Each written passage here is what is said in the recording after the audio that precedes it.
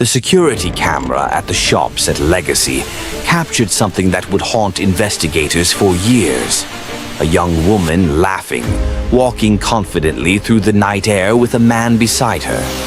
She looked completely fine. She looked safe. And then, 3 minutes later, she was gone, vanished from the earth as if she had never existed at all. No screams, no struggle caught on tape, no goodbye, just gone. The question that would consume an entire community, break a mother's heart into pieces she would never fully recover, and eventually send a man to prison. For life was not where Christina Morris went that night. The real question, the one that will keep you watching until the very last second of this video, is how someone disappears so completely when everyone around her insists she seemed perfectly fine. It was a Friday night at the end of August 2014, and the air in Plano, Texas, carried that particular kind of late summer heat that refuses to let go even after the sun has long since dropped below the horizon. Christina Marie Morris was 23 years old, and she had been looking forward to this night for weeks. Not because she was someone who needed an excuse to go out and lose herself in noise and laughter. She was actually quite the opposite of that. Christina was a worker, a planner, someone who showed up on time and stayed late and sent the follow-up email before anyone had to ask. She had just finished her marketing degree at the University of Texas at Dallas the previous year, in 2013. And she had a real job, a real apartment she shared with her boyfriend in Fort Worth, and a real life that she was building brick by careful brick. But that life had been heavy lately, and tonight was supposed to be a break from all of it. She had grown up in Allen, Texas, graduated from Allen High School in 2009, and the friends she was meeting that night in Plano were the ones who had known her back when she was still figuring out who she wanted to be. Now she knew exactly who she was. Her friends would tell anyone who asked that Christina Morris was the kind of person who made a room feel warmer just by walking into it. She was funny, genuinely funny. Not the kind of funny that tries too hard.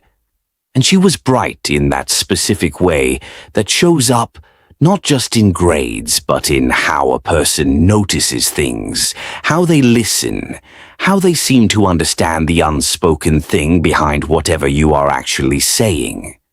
She was petite, energetic, the kind of beautiful that comes from someone who is genuinely comfortable in their own skin.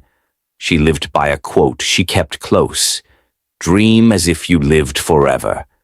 Live as if you'll die today. She was living. She was trying to live.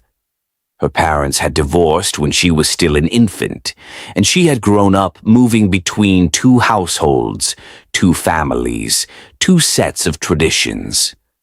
Where another person might have found that painful or confusing, Christina had decided early on to see it as a gift.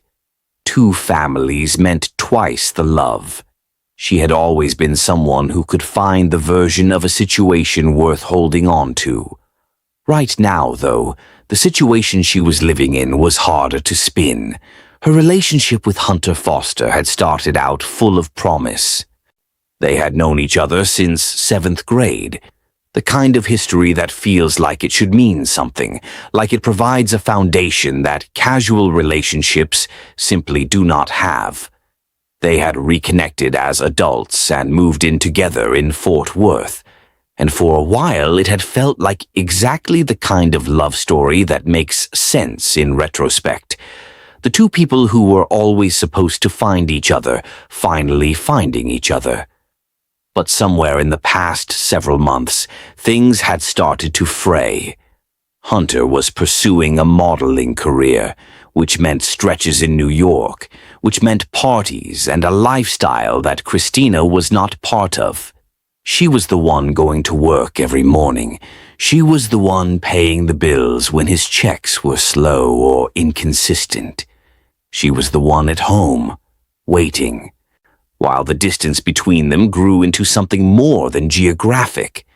The arguments had become more frequent and more exhausting. Nothing was resolved. Things were just said and then swallowed, and then said again, louder. Tonight, August 29th, 2014, was supposed to be a pause from all of that. A reunion with the friends who knew her before any of this. Just good people and familiar laughter and maybe one night where she did not have to think about what was happening at home. She drove from Fort Worth to Plano herself, which meant she was the designated driver for the night. That was a deliberate choice.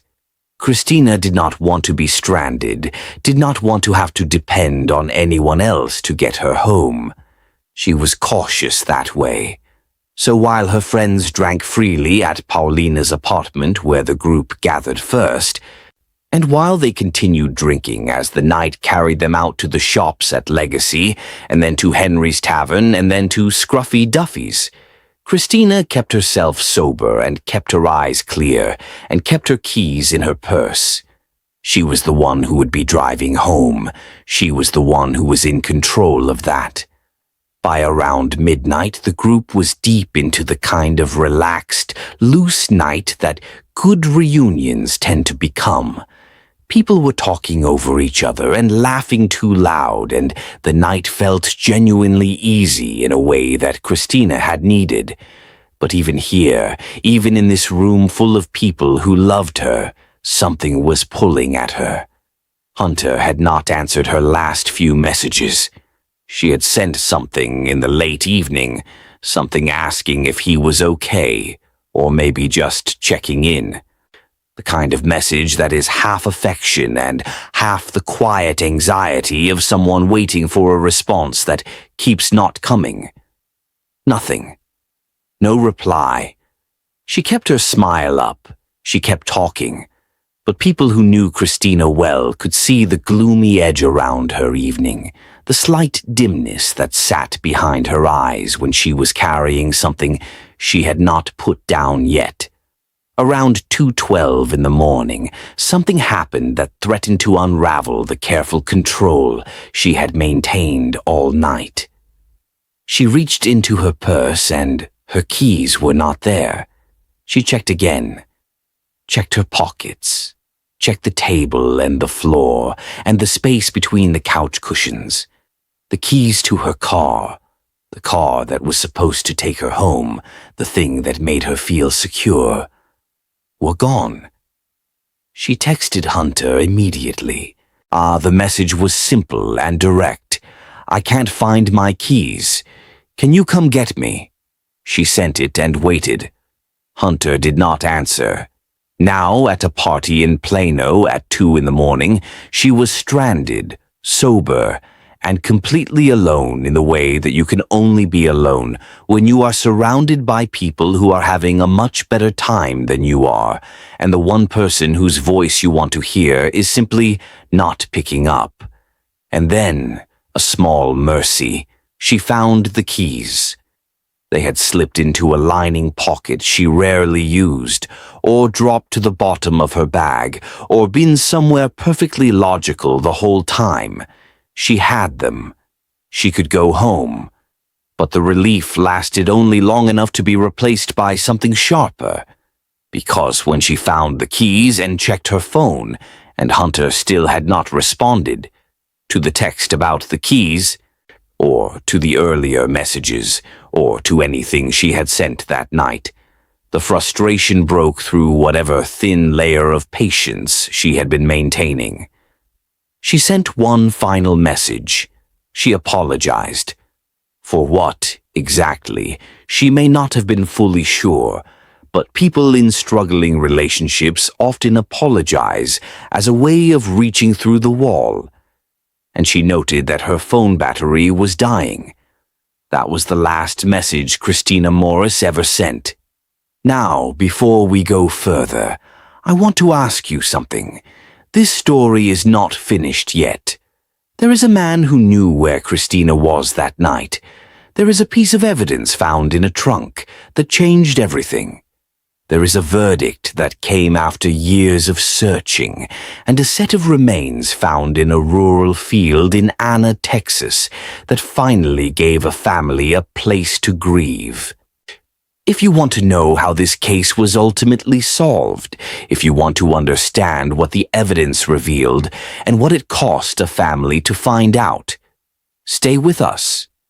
And if this kind of deep dive storytelling is something you value, please take a moment right now to like this video and subscribe to the channel.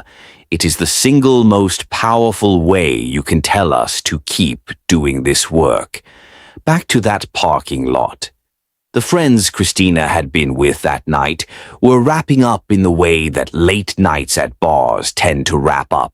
Slowly, with detours and side conversations and small rituals of goodbye that take longer than expected.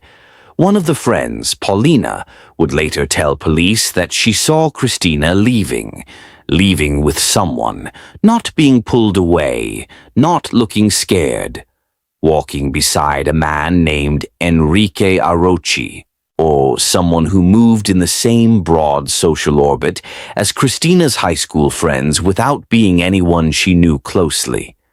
An acquaintance, the kind that accumulates over years of overlapping social groups without ever resolving into genuine friendship. Enrique was 24 years old at the time. He was tall, good-looking in a way he was clearly aware of, and he had come to the party with a specific interest in a woman named Sabrina, who had rejected his attention that night. Firmly, clearly, without ambiguity. Sabrina was not interested, and Enrique, who had arrived at the party with hopes, had spent the latter part of the night absorbing that rejection while watching everyone around him have a good time. Then he noticed Christina, or rather, he noticed Christina's situation, the visible unhappiness, the phone checking, the quiet distress of someone being ignored by the person who mattered most to them. He approached her. He was, by all accounts, kind about it. Solicitous. He asked if she was okay.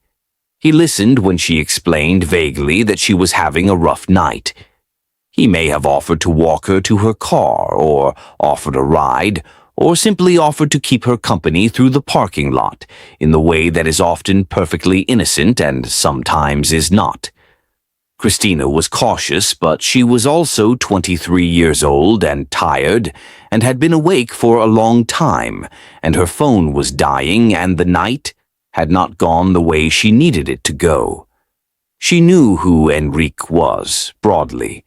He was not a stranger from off the street. He was someone who existed, however peripherally, in her social world. She went with him. See a friend called Christina approximately 10 minutes after she left the venue. Christina answered. She said she was fine.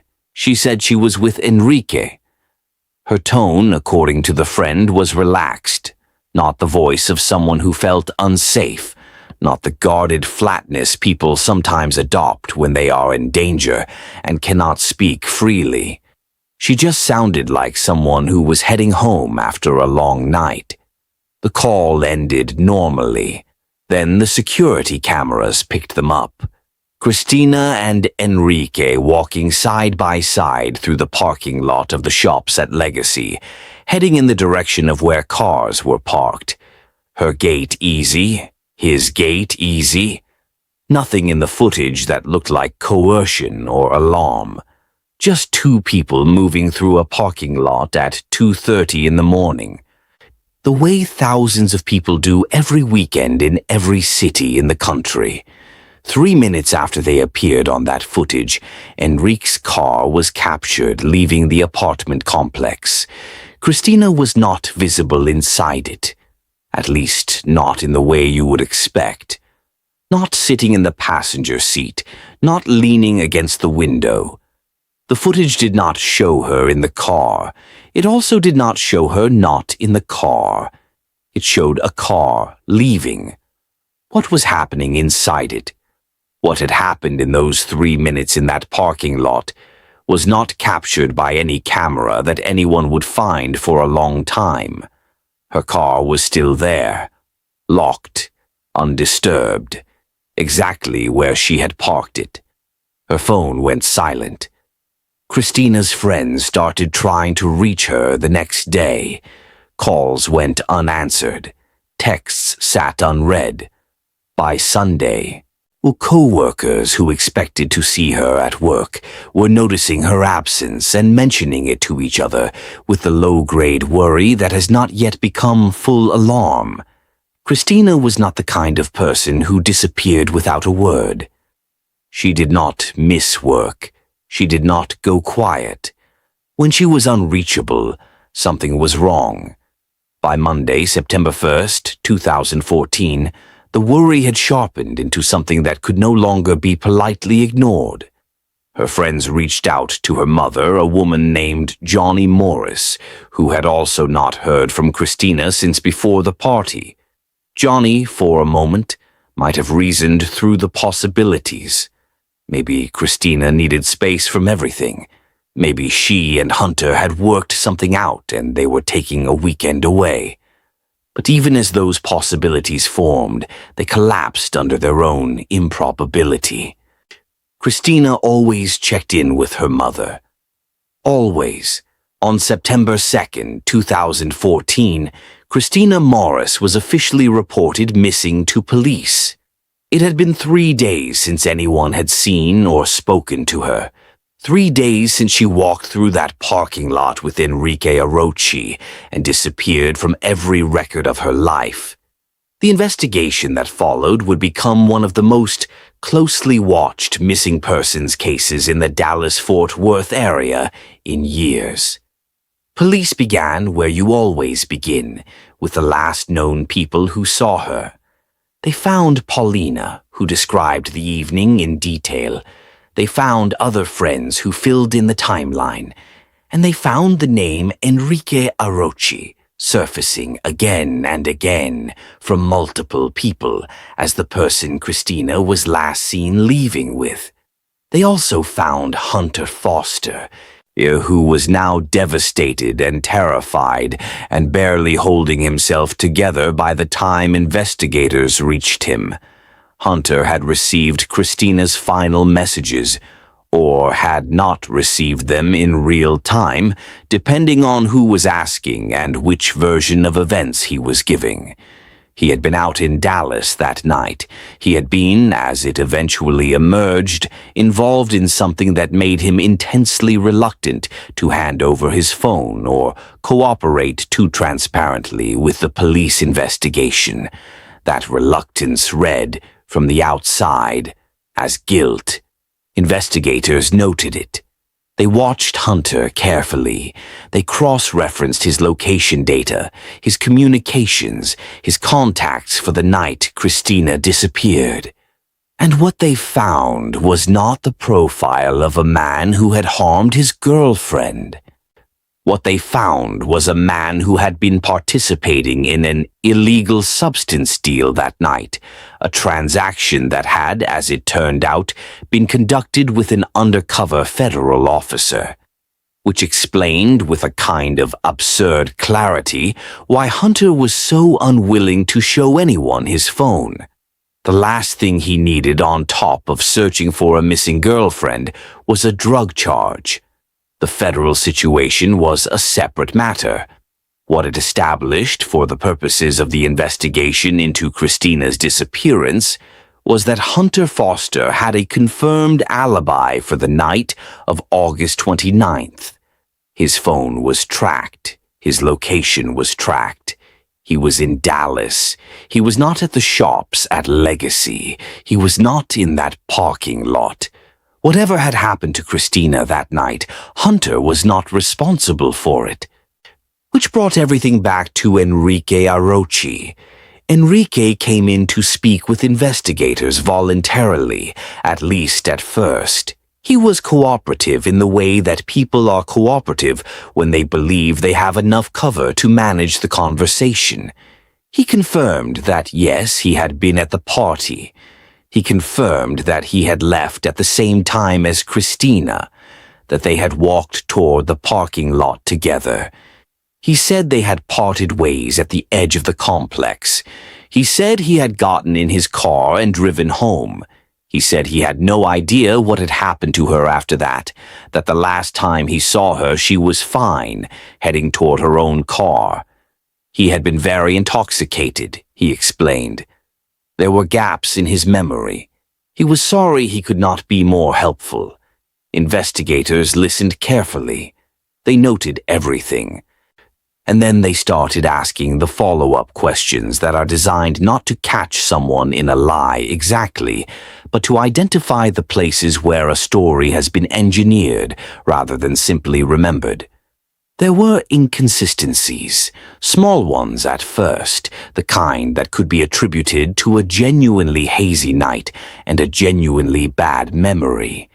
But the inconsistencies did not resolve as the interviews continued. They multiplied. Then someone looked at Enrique's hands and forearms. He had injuries. Not the incidental scrapes that come from a night out. These were the specific, pointed injuries that come from a physical struggle. His knuckles were bruised in the pattern of someone who had used their hands against something that fought back. His forearms carried marks consistent with defensive contact, the kind left by someone trying to get free from a grip. Enrique had an explanation. He said he had been in a tire-changing incident. The injuries, he suggested, were from wrestling with a stubborn tire on the roadside.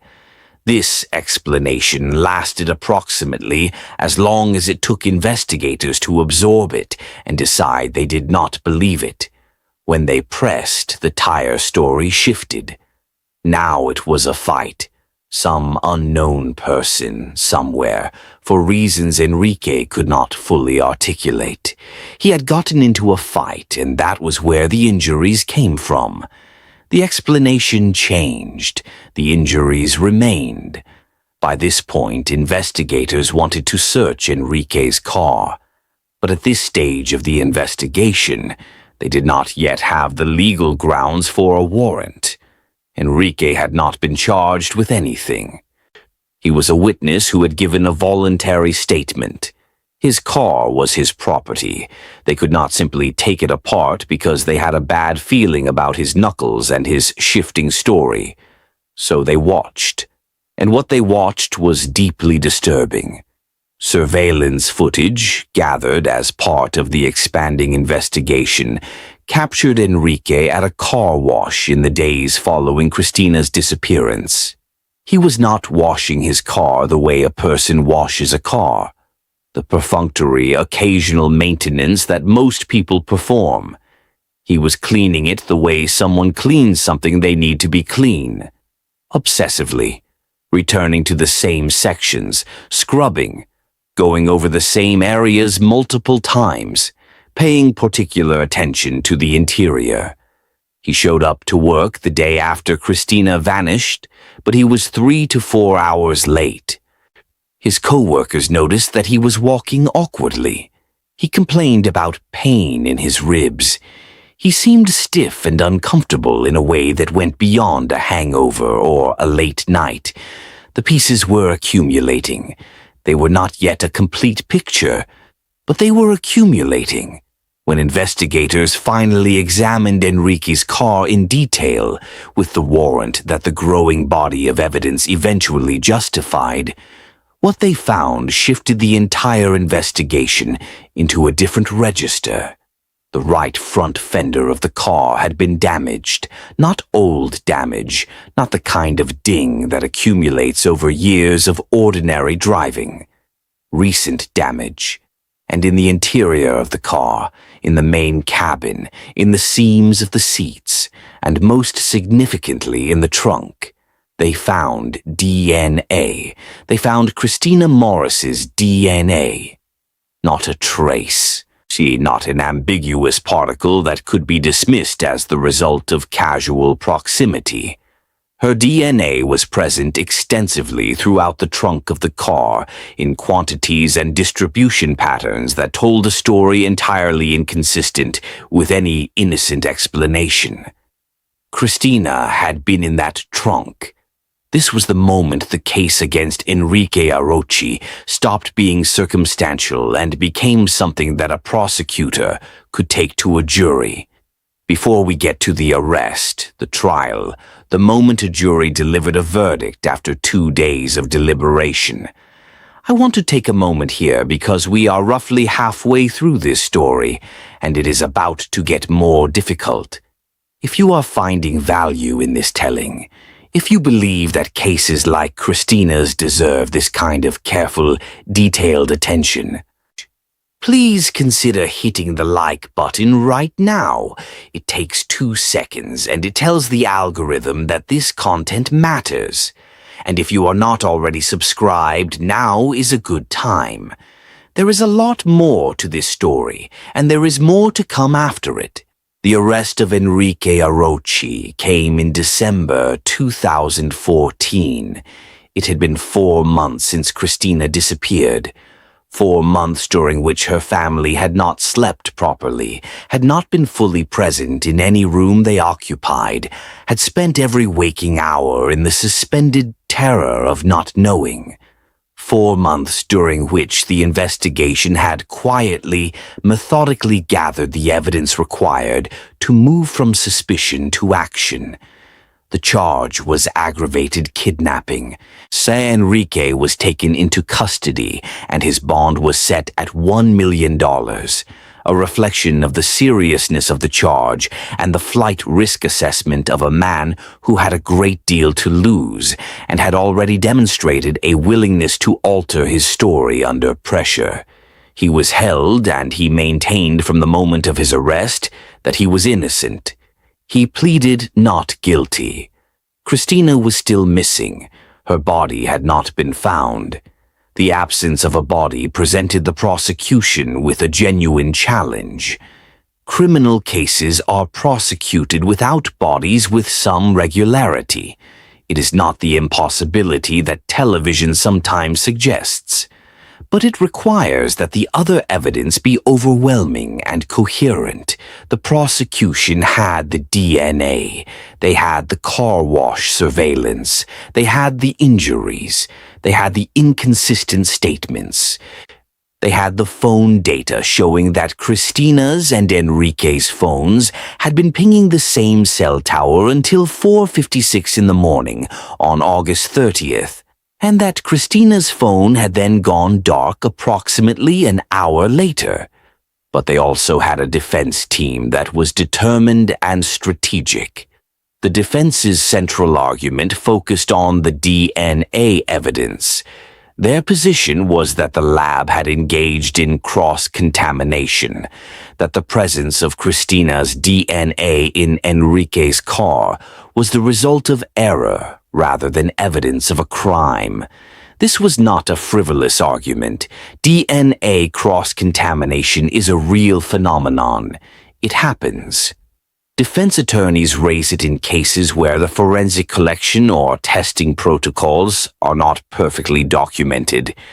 The question for the jury was not whether cross-contamination was theoretically possible, but whether it was a credible explanation given everything else the prosecution had presented.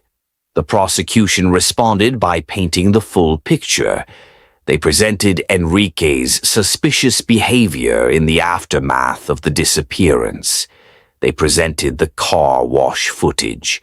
They presented the testimony regarding his injuries and his changing account of how those injuries occurred.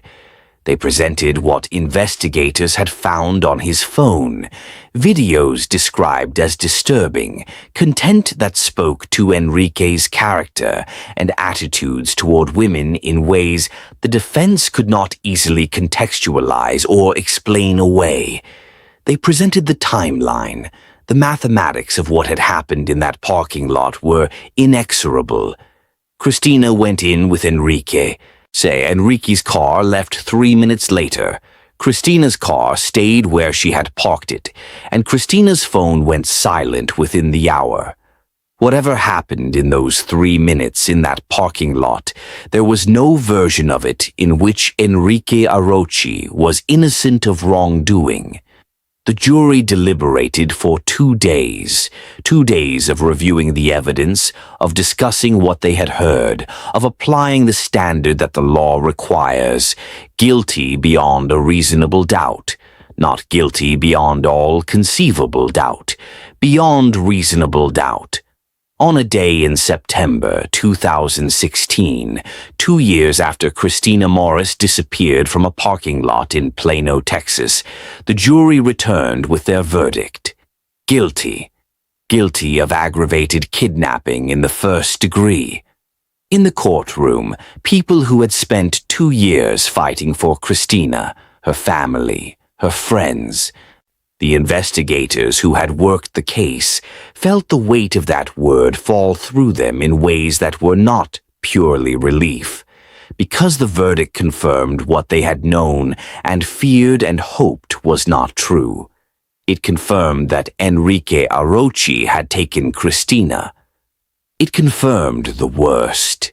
It did not bring her back. It did not answer every question. It did not tell them where she was, or whether she had suffered, or whether, in those final moments, she had known what was happening to her.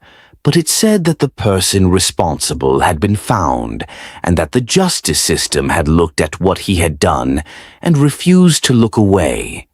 Enrique stood for sentencing. He had been stoic throughout much of the trial, the practiced blankness of someone who had made a decision about what face to show the world. But during the victim impact statements, during the moments when the people who had loved Christina most stood up and spoke about what losing her had cost them, what it continued to cost them every single day, there were witnesses who observed Enrique Arochi smiling, not the involuntary smile of nervousness or discomfort, something that read as contempt, as amusement, as a fundamental disregard for the magnitude of what he had done and what it had destroyed. His own family was not present. He had told people at various points that he was a good person, a nice person, the kind of person who would not do what he had been accused of doing. He had families who loved him. He had friends who believed in him. He was not what the prosecution was trying to make him. But on the day of his sentencing, not one member of his family came to sit in that courtroom and demonstrate that love and belief. He stood alone. The sentence, life imprisonment, with a minimum of 30 years before any possibility of parole. For Johnny Morris, Christina's mother, the verdict and sentence were a form of justice. But justice in cases like this is a strange and incomplete thing. It does not fill the hole that was left. It does not give back what was taken. Johnny had quit her job in the months following Christina's disappearance to devote herself entirely to the search, to the awareness campaigns, to the public appeals, to the coordination with investigators, to the relentless effort of making sure that her daughter was not forgotten by a news cycle that moves on quickly and a public that can only hold so many tragedies at once. She had kept Christina's face in front of people. She had kept asking the questions out loud that she was asking in her own mind constantly and without rest. Where is she? Please, just tell us where she is.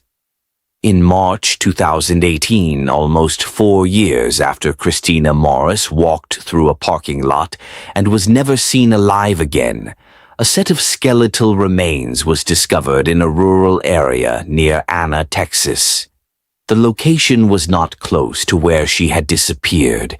It was not somewhere that anyone would stumble across easily. It was the kind of place you go to make sure something stays hidden. Forensic analysis identified the remains positively as Christina Morris. By the time her bones were found, decomposition had proceeded to a stage that made it impossible to determine with certainty the exact nature of what had happened to her in Enrique Arochi's car. The precise cause and manner of her death could not be established. The specific sequence of events that followed those 3 minutes in the parking lot would remain permanently a matter of inference rather than proof.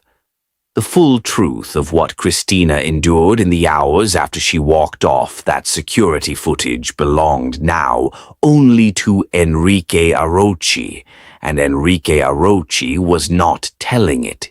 He maintained his innocence from prison. In the version of events he continued to offer when asked, the person responsible for Christina's disappearance and death was Hunter Foster, the boyfriend who had not answered his phone that night.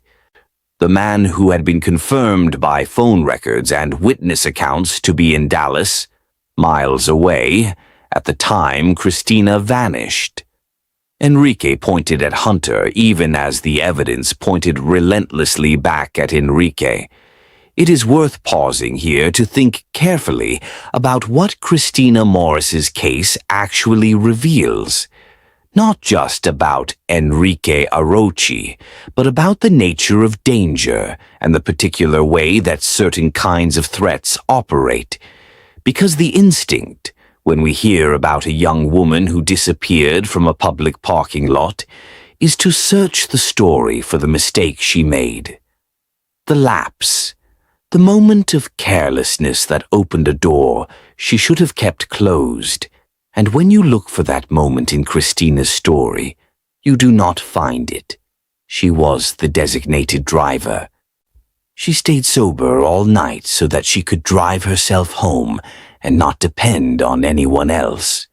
When her keys went missing, she asked her boyfriend for help rather than accepting a ride from someone she did not know well.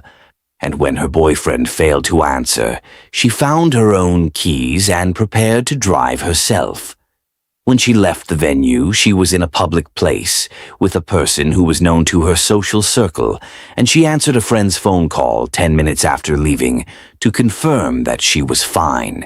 She did everything that the conventional wisdom of personal safety advises. She was careful. She was prepared. She was not careless. She was victimized anyway. Because the lesson of Christina Morris's case is not about precautions or lapses. It is about a specific kind of threat that precautions cannot reliably stop. The person who presents themselves as safe.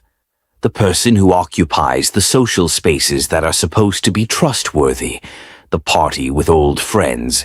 The familiar face from shared history. And who uses the trust that those spaces generate as a tool rather than a bond. Enrique Arochi did not force his way into Christina's evening. He was already there. He introduced himself into her vulnerability at the precise moment when she was most exhausted and most unguarded, and he made himself useful. He was kind to her. He offered comfort. He walked beside her through a parking lot at 2 a.m, and everything visible in that interaction read as harmless. And then, in 3 minutes, in a space that no camera captured with sufficient detail, everything changed. The people who knew Enrique from that social orbit would later say that they had not seen warning signs. He was not someone who had openly frightened people. He was considered normal, pleasant, someone who showed up at parties and moved through the world without obviously alarming the people around him. The rejection by Sabrina earlier that evening had frustrated him. That was noticeable. But frustration is common. It does not, in most people, become something lethal. In Enrique, something was different. The things investigators found on his phone, the videos described as disturbing, the content that the prosecution presented at trial without fully specifying to the public what it contained, suggested a private life that diverged significantly from the public face he showed at parties. The separate charges he eventually faced involving underage girls, brought after his conviction in Christina's case, completed a picture of a man whose relationship to women and power was not what his social presentation suggested. The facade had been effective. It had worked. Christina had looked at the face he showed her and made a reasonable assessment. The reasonable assessment was wrong. This is the hardest part of what her case teaches us. Not the horror of what happened in that parking lot, though that horror is real and it should be acknowledged fully. The hardest part is that there may be no reliable system for distinguishing the Enrique Arochis of the world from the people they present themselves as being.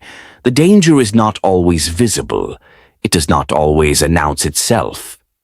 Sometimes it walks beside you and asks if you are okay and sounds genuinely concerned. But there are things to hold on to in Christina's story that are not defeat. The investigation that followed her disappearance was thorough and careful and ultimately successful. The DNA evidence that placed her in Enrique's trunk was found and correctly interpreted. The phone records that established the timeline were preserved and analyzed. The surveillance footage that captured those last visible moments was retrieved and studied. The investigators who worked this case took it seriously and stayed with it even when the absence of a body made prosecution difficult. They found a way forward anyway, and the people who loved Christina, her mother, her friends, the co-workers who noticed her absence and said something, the community in Plano and Allen and Fort Worth that organized searches and kept her name circulating, those people held on. They held on for years. Johnny Morris quit her job and gave herself entirely to her daughter's memory and to the effort of finding answers. She found them. They were not the answers she wanted, but they were true, and they allowed her to bury her daughter, to have a place to go when the grief became unbearable. Christina's remains were recovered in March 2018 in a rural area near Anna, Texas. The family had what remained of her. They had Enrique Arochi's conviction. They had a life sentence. They had the knowledge that the man responsible for what happened would spend at least the next 30 years of his life inside a prison, and quite possibly the rest of it. They did not have Christina. They never would again. There is something in the quote she lived by: "Dream as if you lived forever, live as if you'll die today," that feels both more painful and more necessary in the context of what happened to her. Christina lived fully. She built friendships that lasted. She earned her degree and started her career and loved people with the specific, wholehearted generosity that her friends described when they talked about who she was. She showed up. She worked hard. She cared about the people around her in a way that was not abstract or occasional, but active and consistent. She was 23 years old and she had a long life ahead of her, and then she did not. The loss of Christina Morris is not reducible to a lesson or a cautionary tale. She was not a lesson. She was a person, funny, bright, full of love, all looking forward to a night out with her friends, wanting to find her way back to the person she loved even when that was hard, driving herself home because she did not want to need anyone to take care of her. She was all of that, and she deserved to live out the rest of it. Enrique Arochi took that from her. He took it in a parking lot in 3 minutes, and he has never fully answered for what those 3 minutes actually contained. He has maintained his innocence. He has pointed elsewhere. He has kept the specific truth of what happened locked inside himself, where it serves him to keep it, where it protects him from the additional weight of being fully known for what he did. But the jury in Collin County, Texas, looked at what the evidence said and found him guilty. The judge looked at the totality of his actions and sentenced him to life. The remains found near Anna gave Christina's family a place to stand when they needed to be close to her. Justice was incomplete. It always is in cases like this. But it was real. Before we close out this story, I want to return for a moment to something that was true about that Friday night in August 2014, something that gets lost in the backward-looking logic of crime investigation, where every detail becomes evidence and every choice becomes either a mistake or a near miss. On that night, before anything terrible happened, Christina Morris was happy. She was with people she had grown up with, people who had known her since before she knew herself. She was sober and in control and present in the way that people are present on the nights they have been looking forward to. She was alive in the fullest sense of the word, laughing too loud at the joke someone made, checking her phone with the familiar exasperation of someone who wants a text back, moving through the world as if she had every right to it, which she did, which she absolutely did. That is who she was on the last night anyone saw her. Not a victim, not a lesson. A young woman in the prime of everything she had built, everything she still planned to build, carrying a quote about living and dreaming in the way that 23-year-olds carry things, as philosophy, as identity, as a commitment to being the kind of person who takes life seriously. Her mother carries her now. Her friends carry her. The people who sat in that courtroom and listened to the verdict carry her. The investigators who spent years making sure that the person who took her from that parking lot was held accountable carry some version of what this case cost them too. And in a rural field near Anna, Texas, where her remains were eventually found and recovered, and finally brought home, in that place where the worst of what happened to her was revealed, there was also, in the finding of her, the evidence of how many people had refused to stop looking. That refusal means something. It is not enough. Nothing will ever be enough. But it is something real, and it is something that cannot be undone. The people who loved Christina Morris did not let her disappear quietly. They kept her name alive. They made sure the investigation continued. They made sure that when the evidence finally pointed conclusively to the man who had taken her, that man faced a jury. He is in prison now. He will be there for at least another 30 years. He may never leave. Christina Morris was from Wiley, Texas. She grew up in Allen. She graduated and went to college and fell in love and drove herself to a party because she did not want to need a ride home, and she found her keys at the bottom of her bag at 2 a.m. and sent a final message to someone she loved and stepped into a parking lot, and that was the last moment of her life that anyone could account for. She deserved more than 3 minutes. She deserved everything.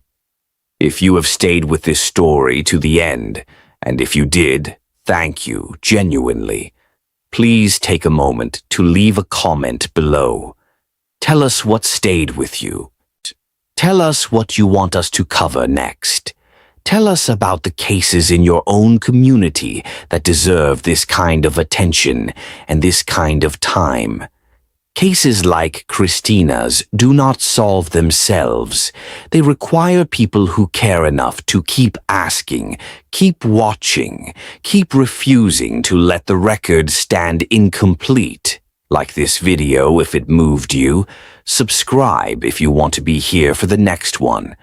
The work of telling these stories carefully, of honoring the people at the center of them by treating them as more than a twist or a reveal, is work we take seriously, and we can only do it if you are here with us. Christina Morris, 23 years old, Allen, Texas, August 29th, 2014. She lived as if she would die today. She deserved to live forever.